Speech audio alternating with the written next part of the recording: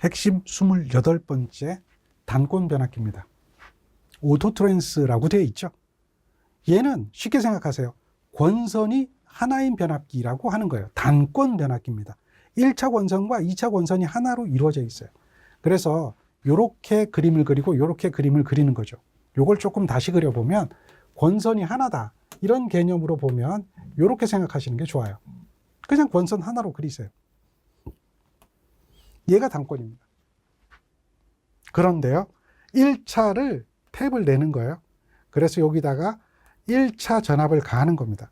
그러면 여기에 2차 전압이 나오는 거예요. 요 2차 전압은 요 사이에 권수비가 존재해서 여기 V1을 권수비로 나눈 전압이 2라고 하는 이 전압이 걸리는 겁니다. 그게 여기 걸리는 거예요. 그래서 요 V2라는 전압이 V1에다가 이렇게 E2를 더해주는 형태가 전압이 높아지는 형태가 되는 거죠. 이걸 우리는 승합된 전압이라고 부르고요. 이걸 승합기라고 불러요. 단권 변압기라고 불러요. 권선이 하나입니다. 그런데 이 단권 변압기가 단상 변압기를 가지고 단권 변압기처럼 쓸 수가 있어요. 무슨 얘기냐면 여기 그림 하나 위에다 그냥 그릴게요. 이렇게 단상 변압기가 있어요. 단상 변압기가 이렇게 있는데 이 단상 변압기를 여기하고 여기를 연결을 해요. 이렇게. 그리고 여기서 이렇게 연결을 하면 여기가 V1이 되는 거예요. V1이 되면 여기가 뭐가 되는 거죠? V2가 되는 거예요. 여기가 E2가 되죠. 그러면 이 그림과 이 그림이 똑같아지는 거예요. 여기에 흐르는 전류가 2차 전류가 되겠죠. 여기에 흐르는 전류가 2차 전류가 되겠죠. 이때 잘 보세요. 우리가 여기서 기억해야 되는 건 뭘 기억해야 되냐면 두 개를 비교해 가면서 요거하고요. 요거를 곱하면 부하 용량이라고 그래요. 부하에 공급하는 용량. 부하 용량. 그 다음에 요거하고요. 요거를 곱하면 그걸 뭐라고 부릅니까? 요거 E2. 요걸 곱하면 우리는 승합기 용량이라고 불러요.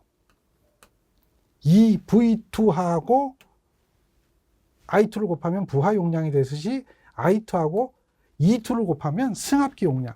승합기 용량을 다른 말로 뭐라고 불러요? 자기 용량이라고 그래요. 자기 용량.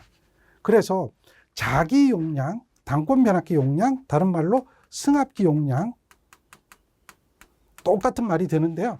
자기 용량이라고 보통 하는데요. 얘는 E2의 I2예요. 그러니까 E2라는 것은 무슨 얘기예요? 이 전압에서 이 전압을 빼줘야 얘가 되는 거잖아요. 여기서 이렇게 빼줘야 E2가 되는 거잖아요. 그래서 이렇게 표현하는 게 자기 용량이에요. 부하 용량은 여기에다 이걸 곱하죠. 그러니까 우리는 이런 이야기를 만들어 볼 수 있어요. 부하 용량과 자기 용량에 대한 비가 되는 거죠. 자기 용량과 부하 용량 비, 부하 용량에 대한 자기 용량의 비, 이런 거잖아요. 자기 용량을 이렇게 표시하죠. 여기 I2입니다. 자, 부하 용량은 V2, I2가 되겠죠. V2, I2입니다. 그래서 I2 약분해버리죠. 그러니까 뭐가 나와요? V2분의 V2-V1이다. 요거 자기 용량을 오메가, 부하 용량을 W라고 하면 이렇게 표시가 되죠. 그래서 이 V2는 높은 전압, 낮은 전압이다. 그래서 여러분들은 요걸 가지고 자기 용량을 구하죠. 물론 이제 이렇게 구해도 되는데요. 우리는 이런 자기 용량, 또 변압기 용량, 이걸 구하라 그러면 이렇게 구하는 게 더 빠를 경우도 있습니다. 요걸 잘 기억하시면 좋겠죠. 자, 단권 변압기 용량비 기억하고요. 단상일 때는 그래서 이런 용량비가 존재합니다. V결선을 한번 생각해 보세요. V결선이잖아요. 그러면 3상입니다. 3상이면 여기 이렇게 표시가 됐는데요. 이걸 이렇게 보세요. 자기 용량, 그 다음에 부하 용량, 이렇게 보면 오메가와 W라고 보면 부하는 3상이잖아요. 얘가 3상이면 3상은 어떻게 표시가 됩니까? 3상은 루트 3배 전압, 이거 V2라고 할까요? 전류, 뭐 이렇게 되겠죠. 그리고 자기 용량은 V결선이잖아요. V결선은 몇 대입니까?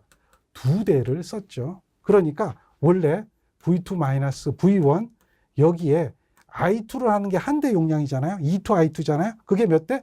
2대가 되거든요. 그러니까 약분해서 없애버리는 거예요. 그러면 루트 3분의 2가 됩니다. 루트 3분의 2가 되고 그 다음 V2분의 V2 마이너스 V1의 형태가 되는 이런 것이 V결선의 B가 되는 거죠. 이렇게 기억하시면 돼요. 델타 결선도 마찬가지예요. 델타 결선도 여기에 뭐가 더 들어가는 거예요? 여기에 I2가 들어가야 그래야 된다는 얘기죠. 여기도 마찬가지죠. I2가 들어갔는데 약분돼서 없어진 거라고 보면 되고요.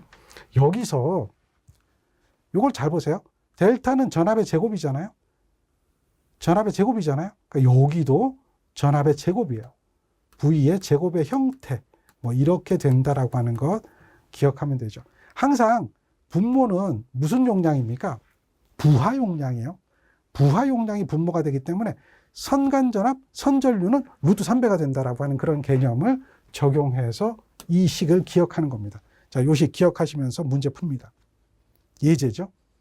자, 여기 보면 1차 전압, 2차 전압이 주어졌어요. 선로 출력.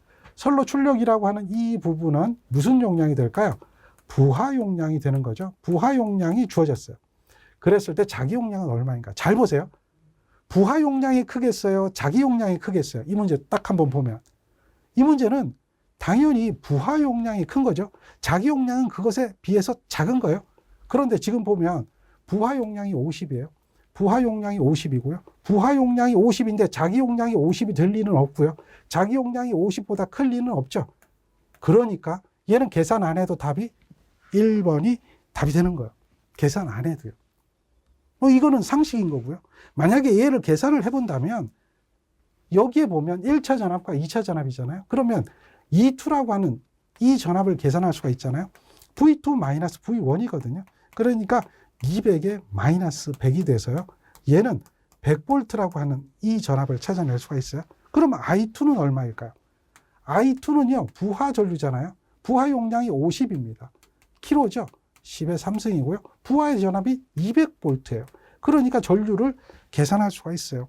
이 전류를 계산해서 요게 나오잖아요. 요거를 얘를 여기다 대입하면 되죠. 여기다가 곱하는 거예요. 두 개를 곱하는 거예요. 그럼 뭐가 나와요? 이만큼 나오는 거죠. 자, 100볼트에다가 여기다가 전류 계산해 보면 25A 나오나요? 뭐 어쨌든 곱해 보면 이런 형태가 나오겠죠. 따라서 요거 그냥 쉽게 생각해도 보세요. 요거는 2.5잖아요. 어쨌든 승수 안 곱해도 2.5고 곱해줘야 되면 2.5로 가는 거니까 둘 중에 하나 되겠죠. 25 나올 것밖에 없어요. 그러니까 이런 문제들은 뭐 이렇게 풀던 아니면 원리적으로 보면 자기 용량은 반드시 부하 용량보다 작다는 관계만 이해하면 1번이 답이 되는 걸 쉽게 알 수가 있죠. 자, 여기까지 잘 정리하세요.